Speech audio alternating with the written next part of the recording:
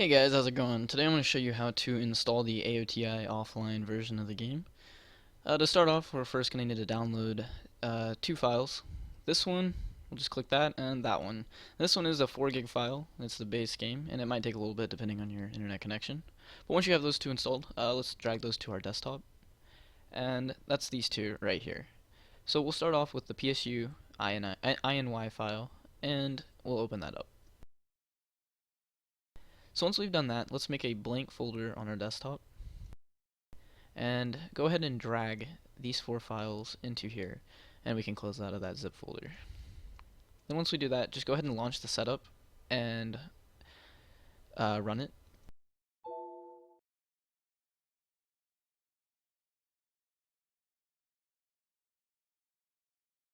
And once you do that, go ahead and install all of that stuff, and it will just hit I accept and download it to the folder it recommends, and it will be installed to your computer.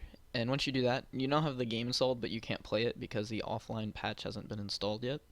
So to install that, that is the second file, zip folder, which is right here. You can go ahead and open that up, and then you're gonna want to navigate to your the folder it downloaded to. So to do that, go to your C drive, and then Sega, and here, and this is the folder you need. So you're gonna go ahead and drag and drop these two files into the Sega folder, or the PSU Illuminous folder.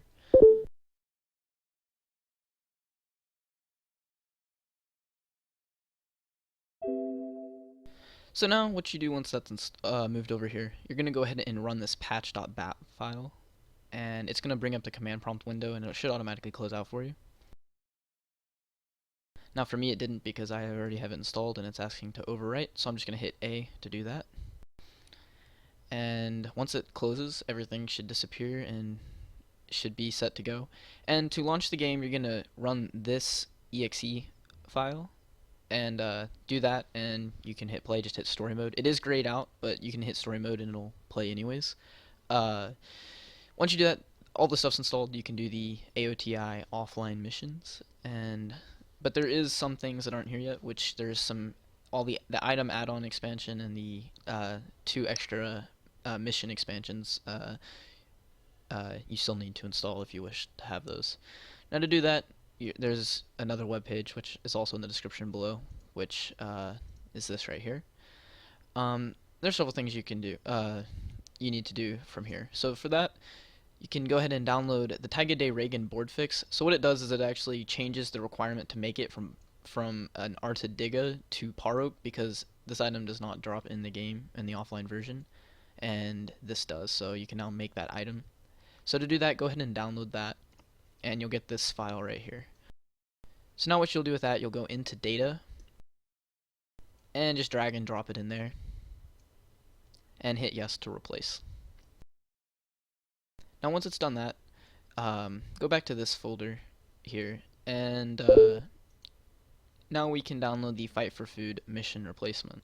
Which this does is it replaces the mission Fight for Food with a random chance of getting one of these 3 missions every time you select Fight for Food. So you'll get Citadel of Sand, the Black Nest, or Bladed Legacy.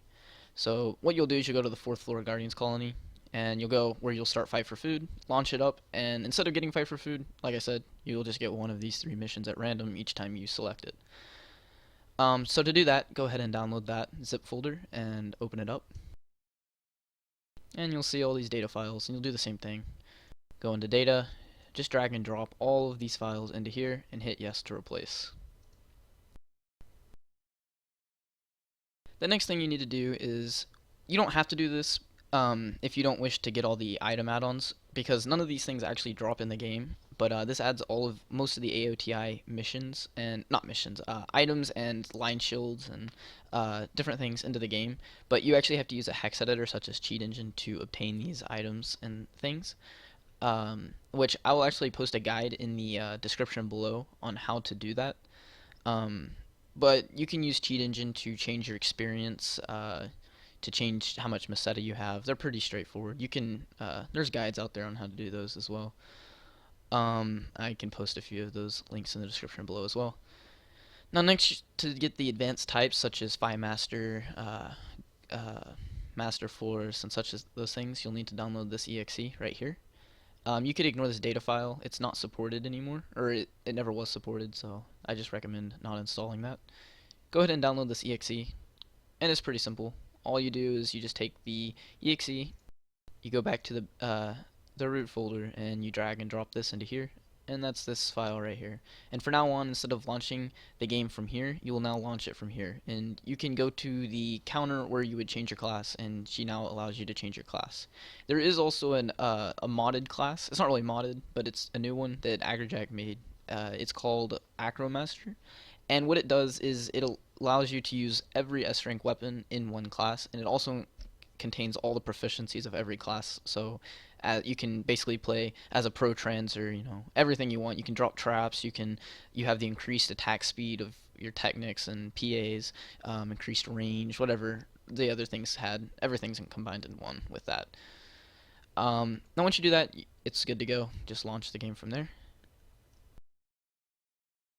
Now the last thing you need to do is to install the second mission pack. So you'll click that link and it'll take you to this page. So once you're here, you need to download these 3 files. This one, and this one. Now what this does is it includes 3 missions: Beach Bum Beast, Snowcap Screamer, and Seed Express. And what you'll do is you'll go to the Param East District and launch Sleeping Warriors, and it actually replaces that mission with those 3, and it's similar to how the Fight for Food one works. It's just at random. You'll get one of those missions. You can't choose. But these missions are available in C to A to S2 to S4, and then Seed Express is available up to S3. Once you do that, download those 3 files. Just move those on your desktop for easier use. And those are these 3 right here. So what you're going to do is you're going to drag this exe file into your root folder right here, and you can launch that right here. So in game, when you do this, your advanced class that you switch to will still be there, but you can't actually go to that lady anymore and change your class unless you run this exe. So what I would recommend doing is launching the advanced type class exe, changing to the class you want, saving and quitting, closing out, and launching this exe to do those other missions. And your class will still be there, and you'll have all the proficiencies of it. You just won't be able to change it back to any of the other classes except for the base classes. Then once you have this exe in here, you still need to move these files into the data folder for the missions to actually work. So first start with the mission pack 2. My computer, okay, hold on. So go ahead and open that up, and you'll see if my computer doesn't take forever. There we go. So get these files right here. So just go into the data folder and just drag and drop everything in here into here. It's going to ask you to replace it. Just hit yes. And then you'll need to do the same thing with map files. Just drag and drop everything here into here, and you're good to go. Now once you do that, everything should be square for you to play PSU AOTI offline. You shouldn't have any problems. If you do, just leave a comment in the video below, and have fun playing. I'll see you guys later.